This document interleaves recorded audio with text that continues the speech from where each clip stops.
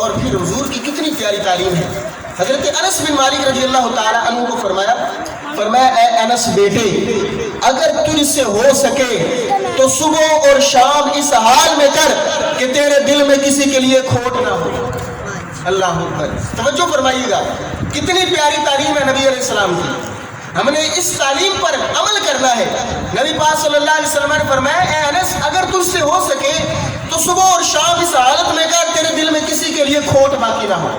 تیرا دل پاک اور صاف ہونا چاہیے. اور سن اے انس، یہ تیرے نبی علیہ السلام کی سنت ہے. ایسا کرنا کس کی سنت ہے؟ نبی علیہ السلام کی سنت ہے. اور حضور علیہ السلام نے فرمایا جس نے میری سنت پر عمل کیا اس نے مجھ سے محبت کی، اور جس نے مجھ سے محبت کی فرمایا کل قیامت کے دن جنت میں میرے ساتھ ہوگا. نعرہ تکبیر، نعرہ رسالت، نعرہ رسالت، نعرہ حیدری، نعرہ غوثیہ. سبحان اللہ. کتنی بڑی بشارت ہے. دل کو پاک کرو، اپنے دل سے بغض، حسد، کینہ، عداوت، کدورت، نفرت، بغض یہ نکال کر باہر پھینک دو. اللہ کے رسول صلی اللہ علیہ وسلم بشارت دے رہے ہیں اگر تمہارا سینہ پاک ہو جائے گا تو تم میری سنت پر عمل کرو گے، اور میری سنت پر عمل کرنے کی برکت سے کل قیامت کے دن جنت میں میرے ساتھ ہوگے. کتنی بڑی بشارت ہے صاحبو. اگلی روایت بھی حضرت انس بن مالک رضی اللہ تعالیٰ عنہ سے. انس بن مالک رضی اللہ تعالیٰ عنہ فرماتے ہیں، فرمایا کہ رسول اللہ صلی اللہ علیہ وسلم نے ارشاد فرمایا محشر کے دن لوگ جمع ہوں گے، یہاں تک کہ کچھ لوگ ایسے آئیں گے جن کی گردنوں پر ان کی تلواریں ہوں گی اور ان کے خون بہہ رہے ہوں گے. خون بہہ رہے ہوں گے. پوچھا جائے گا یہ کون لوگ ہیں؟ کہا جائے گا یہ شہید ہیں. یہ شہید زندہ تھے، ان کو رزق دیا جاتا تھا. اتنے میں ایک منادی فرشتہ ندا کرنے والا ندا کرے گا، کہے گا کہ وہ شخص کھڑا ہو جائے جس کا ذمہ اللہ پر لازم ہے اور وہ جنت میں داخل ہو جائے. پھر وہ منادی ندا کرنے والا ندا کرے گا وہ شخص کھڑا ہو جائے جس کا ذمہ اللہ پر واجب ہے، وہ کھڑا ہو کر بغیر حساب کے جنت میں داخل ہو جائے. نبی پاک صلی اللہ علیہ وسلم سے صحابہ نے عرض کی یا رسول اللہ صلی اللہ علیہ وسلم وہ کون سا شخص ہے جس کا ذمہ اللہ نے لے لیا بغیر حساب کے اللہ جنت میں داخل کر رہا ہے؟ وہ کون سا شخص ہے؟ حضور علیہ الصلوۃ والسلام نے ارشاد فرمایا جو لوگوں سے درگزر کرنے والا ہے. ہاں جی، لوگوں سے درگزر کرتا ہے، لوگوں کو معاف کرتا ہے، لوگوں کی غلطیاں نہیں پکڑتا بلکہ اپنی خطاؤں کی طرف دیکھتا ہے، اپنے سینے کی طرف دیکھتا ہے، اپنے دل کی طرف دیکھتا ہے اور اپنی غلطیوں کو دیکھ کر لوگوں کو پاک صاف سمجھتا ہے تو لوگوں سے درگزر کرتا رہتا ہے. حضور علیہ السلام نے فرمایا کہ جس میں یہ علامت ہوگی اللہ تعالیٰ بغیر حساب اس کو جنت میں داخل کر دے گا. پھر تیسری مرتبہ منادی ندا کرے گا. منادی ندا کرنے والا ندا کرتے ہوئے کہے گا، فرمایا وہ شخص کھڑا ہو جائے جس کا ذمہ اللہ نے لے لیا ہے، اللہ تعالیٰ اسے حکم دیتا ہے وہ بغیر حساب کے جنت میں داخل ہو جائے، بغیر حساب کے جنت میں داخل ہو جائے. صاحبو حضور فرماتے ہیں پھر ہزاروں لوگ کھڑے ہو کر بغیر حساب کے جنت میں داخل ہو جائیں گے. یہ کس وجہ سے ہے؟ نبی کی سنت پر عمل کرنے کی برکت سے کہ لوگوں سے درگزر کرو، لوگوں کو معاف کرو، لوگوں کی غلطیوں سے درگزر کرتے رہو. جب تم اہل زمین سے درگزر کرو گے اللہ تعالیٰ تم پر مہربان ہو جائے گا. اللہ تعالیٰ محشر کے دن تم پر بھی مہربانی فرمائے گا، تمہیں بغیر حساب کے جنت میں داخل کر دے گا. اگلی روایت بھی حضرت انس بن مالک رضی اللہ تعالیٰ عنہ سے.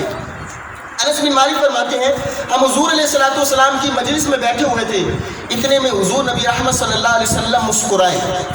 اتنا مسکرائے کہ حضور علیہ الصلوۃ والسلام کے اطراف والے دانت مبارک ظاہر ہو گئے. حضور کی داڑھیں مبارک ظاہر ہو گئی. حضرت سیدنا عمر فاروق رضی اللہ تعالیٰ عنہ نے عرض کی یا رسول اللہ صلی اللہ علیہ وسلم آپ کے مسکرانے کی وجہ کیا ہے؟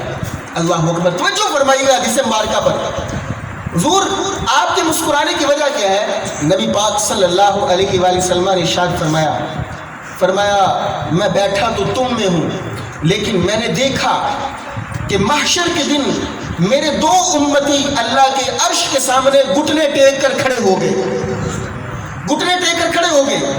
اس میں سے ایک آدمی نے کہا جس پر ظلم کیا گیا تھا، اس نے اللہ کی بارگاہ میں کہا اے اللہ یہ ظالم ہے، یہ میرا بھائی، اس نے مجھ پر ظلم کیا تھا، اے اللہ مجھے اس سے بدلہ دلوا دے، مجھے اس سے بدلہ دلوا دے، مجھے انصاف عطا فرما، اس نے مجھ پر زیادتی کی تھی دنیا میں رہتے ہوئے.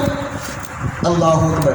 اللہ تعالیٰ فرماتا ہے کہ اے میرے بندے اس کے پاس تو نیکیاں ہی نہیں ہیں، جو نیکیاں تمہیں اٹھا کر دے دی جائیں, تمہارے نامہ اعمال میں داخل کر دی جائیں, اس کے پاس تو نیکیاں نہیں ہیں. پھر وہ شخص کہے گا اے مالک و مولا اگر نیکیاں نہیں ہیں تو کیا ہوا, میرے گناہ اس کے نامہ اعمال میں ڈال دیے جائیں, میرے گناہ اس کے نامہ اعمال میں داخل کر دیے جائیں. اللہ اکبر. جب اللہ تعالیٰ نے یہ بات سنی تو نبی پاک صلی اللہ علیہ وسلم یہ حدیث بیان کرتے ہوئے آنسو بہانے لگ پڑے, رونا شروع کر دیا. فرمایا محشر کا دن اتنا سخت ہوگا کہ ہر کوئی اس بات پر خوش ہوگا کہ اس کا کوئی بوجھ اٹھانے والا ہو, اس کے گناہوں کا بھار اٹھانے والا ہو. ہر کسی کی خواہش ہوگی میرا یار کوئی بوجھ, میرا کوئی بھار اٹھا لے گناہوں کا اور مجھے کوئی نیکیاں دے دے. حضور رونے لگ پڑے. جب اس نے یہ عرض کی نا کہ اے مالک و مولا میرے یہ گناہ اٹھا کر میرے بھائی کے نامہ اعمال میں ڈال دیے جائیں, تو اللہ تعالیٰ نے ارشاد فرمایا اے میرے بندے اوپر کی جانب نظر اٹھا, اوپر کی جانب دیکھ. اس نے اوپر کی طرف نگاہیں اٹھائیں, اوپر کی طرف دیکھنا شروع کیا تو کیا دیکھتا ہے, سونے کے شہر ہیں. جنت میں اس کی نظر پڑتی ہے, سونے کے شہر نظر آتے ہیں, سونے کے محلات نظر آتے ہیں جو نگینوں سے مزین کیے گئے ہیں. وہ دیکھ کر حیران ہوتا ہے, عرض کرتا ہے مالک و مولا یہ سونے کے شہر, سونے کے محلات جو اتنے اتنے قیمتی ہیروں سے مزین کیے گئے ہیں, اے مالک و مولا یہ کسی نبی کے ہیں؟ اللہ اکبر. کیا دیکھیے سبحان اللہ. کوئی دنیا میں تو سونا کا شہر نہیں نہ بنا سکتا, نہ ہی کوئی سونے کا محل بناتا ہے. تو یا اللہ یہ کسی نبی کے ہیں؟ فرمایا نہیں. یا اللہ یہ کسی صدیق کے ہیں؟ فرمایا نہیں. یا اللہ یہ کسی شہید کے ہیں؟ فرمایا نہیں. عرض کی یا اللہ یہ کس کے لیے ہے؟ فرمایا اس کے لیے جو اس کی قیمت ادا کرے گا, جو اس کی قیمت ادا کرے گا. عرض کی مالک و مولا اس کی قیمت کون ادا کر سکتا ہے؟ ہمیں کتنی کیسے ہمت آ سکتی ہے کہ ہم اس کی قیمت ادا کریں؟ عرض کی مالک و مولا اس کی قیمت تو کوئی ادا نہیں کر سکتا. اللہ تعالیٰ نے ارشاد فرمایا اے میرے بندے تو اس کی قیمت ادا کر سکتا ہے, تو اس کی قیمت ادا کر سکتا ہے. اس نے عرض کیا مالک و مولا اس کی قیمت کیا ہے؟ فرمایا اس کی قیمت یہ ہے کہ تو اپنے بھائی کو معاف کر دے, تیری قیمت ادا ہو جائے گی. اپنے بھائی کو معاف کر دے. اس نے فوراً وہ انعام دیکھتے ہوئے عرض کیا مالک و مولا جو مقدمہ میں نے تیری بارگاہ میں پیش کیا تھا اس مقدمے کو میں خارج کرتا ہوں, اپنے بھائی کو معاف کرتا ہوں, اپنے بھائی کو معاف کرتا ہوں. اس نے معاف کر دیا تو حضور علیہ الصلوۃ والسلام فرماتے ہیں اللہ تعالیٰ نے ارشاد فرمایا اپنے بھائی کا ہاتھ پکڑ اور دونوں جنت میں داخل ہو جاؤ. یہ ہے پاکیزہ دل کرنا کہ اللہ تعالیٰ قیامت کے دن بھی صلح کو پسند فرمائے گا, اپنے بندوں کے درمیان صلح کروا دے گا. اس لیے دنیا میں رہتے ہوئے ان آخرت کے انعامات کو دیکھنا چاہیے جو اللہ تعالیٰ نے ہمیں عطا فرمانے ہیں.